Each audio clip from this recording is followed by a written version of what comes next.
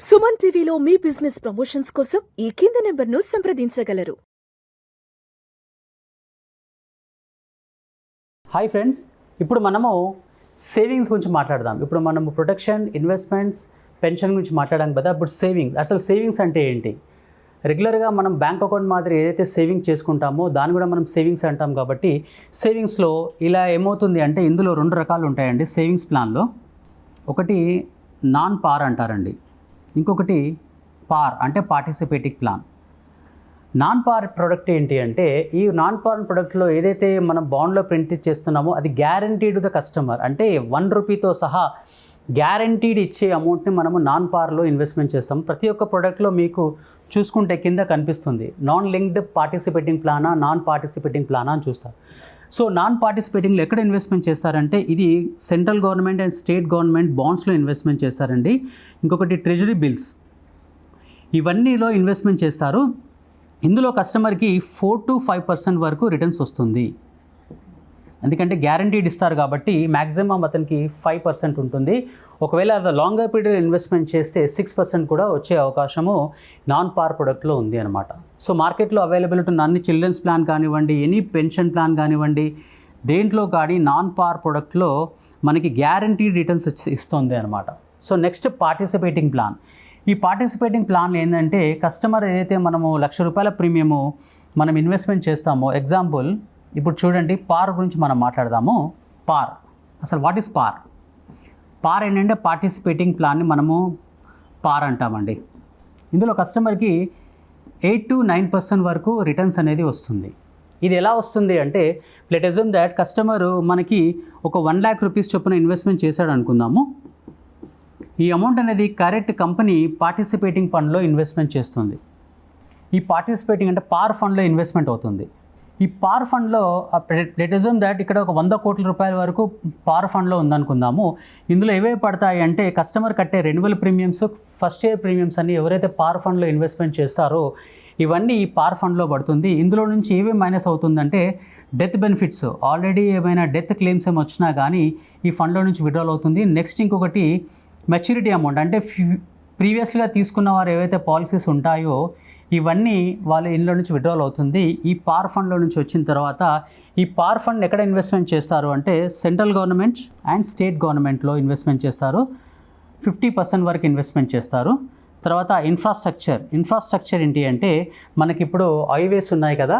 So హైవేస్లో మనకి ఏమైనా outer ring roads కానివ్వండి, ఏవైనా కానివ్వండి, ఇందులో 15% వరకు ఇన్వెస్ట్మెంట్ చేస్తున్నారు.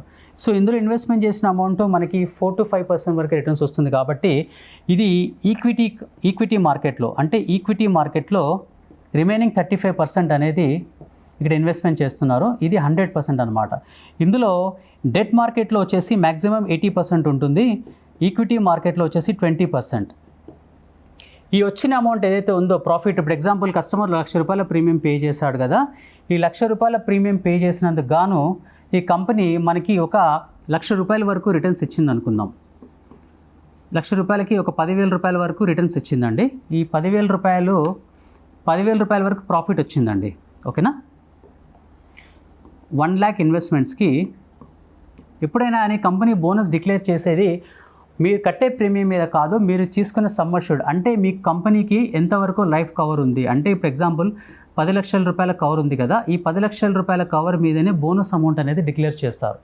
సో ఇక్కడ వచ్చే అమౌంట్ ఏదైతే ఉందో ఈ ₹1,00,000 గాను ₹10,000 బోనస్ అమౌంట్ వస్తే ఇందులో 90% అంటే ₹9,000 అమౌంట్ అనేది కస్టమర్కి పే చేస్తారు. 10% ఏమైనా షేర్ హోల్డర్స్కి ఉంటే వాళ్ళకి డివిడెండ్ రూపంలో పే చేస్తారు. సో ఇక్కడ వచ్చే రిటర్న్స్ అనేది కస్టమర్కి అనేది ఇది పే చేస్తూ ఉంటారనమాట రెగ్యులర్గా. ఇప్పుడు ఉన్న మార్కెట్లో ప్రకారం రెగ్యులర్గా కస్టమర్ ఒక 40 సంవత్సరాల ప్లాన్కి గాను ఒక 12 సంవత్సరాల దాకా ఇన్వెస్ట్మెంట్ చేస్తాడు. ఇన్వెస్ట్మెంట్ చేసిన అమౌంట్ రెగ్యులర్గా అతనికి ఇప్పుడు ఎగ్జాంపుల్ ₹1,00,000 ప్రీమియం అనుకుందాము. ₹1,00,000 ప్రీమియంకి ఎవ్రీ ఇయర్ అతనికి 12 years పేమెంట్ చేస్తే 40 సంవత్సరాల దాకా, అంటే ₹40,000 ఇంటూ 40 సంవత్సరాలు, అంటే ఇది ఒక ₹16,00,000. ఇక్కడ లాస్ట్లో మళ్ళీ మెచ్యూరిటీ అమౌంట్ ఇది కాస్త ఒక ₹32,00,000 అమౌంట్ ఉంటుందండి. ఇది మొత్తం వెరసి వచ్చేసి దాదాపుగా ₹48 లక్షల, అంటే కస్టమరు ₹12 లక్షల ప్రీమియం పే చేస్తే మనము 48 లక్షల రూపాయల లైఫ్ ఇన్సూరెన్స్ మెచ్యూరిటీ అమౌంట్ ఇస్తున్నాము. ఇక్కడ నుంచి ఇతనికి 40 సంవత్సరాల వరకు 12 లక్షల రూపాయల లైఫ్ ఇన్సూరెన్స్ కవర్ అనేది కంపెనీ పే చేస్తుంది. అంటే ఇతను ఇక్కడ చనిపోయినా 12 లక్షల రూపాయల అమౌంట్ ఇస్తుంది, ఎక్కడ చనిపోయినా 12 లక్షల రూపాయల అమౌంట్ వస్తుంది. ఈ అమౌంట్ విత్డ్రాల్ చేసుకున్నాక కూడా ఇతనికి ఏమైనా రిస్క్ జరిగినా కానీ కంపెనీ మనకి 12 లక్షల రూపాయల అమౌంట్ అనేది పే చేస్తుంది అనమాట. ఇది పార్ ఫండ్లో కానీ నాన్ పార్లో కూడా ఇది అవైలబిలిటీ ఉందండి. ఇందులో ఇప్పుడు నెక్స్ట్ వచ్చే దాంట్లో ఏముంది అంటే జాయింట్ లైఫ్ అండి. జాయింట్ లైఫ్ ఏంటి అంటే ఇప్పుడున్న మార్కెట్లో ఉన్న ప్రొడక్ట్స్ ప్రకారము వైఫ్ అండ్ హస్బెండ్కి, అంటే హస్బెండ్కి వైఫ్కి ఇద్దరికీ లైఫ్ ఇన్సూరెన్స్ కవర్ ప్రొవైడ్ చేస్తుంది.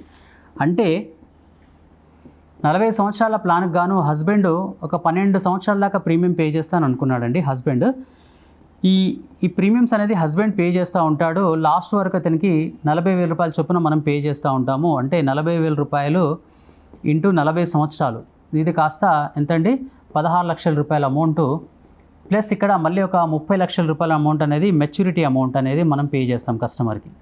ఇది ఒక 30 లక్షల రూపాయల అమౌంట్ అనేది మెచ్యూరిటీ అమౌంట్ పే చేస్తాం. ఈ సినారియో బాగున్నప్పుడు అండి, ఇన్ కేస్ ఆఫ్ ఈ హస్బెండ్కి ఫస్ట్ ఇయర్లో కానీ ఏమైనా రిస్క్ జరిగింది అనుకుందాం. సో అప్పుడు ఇమీడియట్లీ వీళ్ళ వైఫ్కి హస్బెండ్ డెత్ బెనిఫిట్ ఒక 11 లక్షల రూపాయల లైఫ్ ఇన్సూరెన్స్ కవర్ అనేది ఇస్తారు.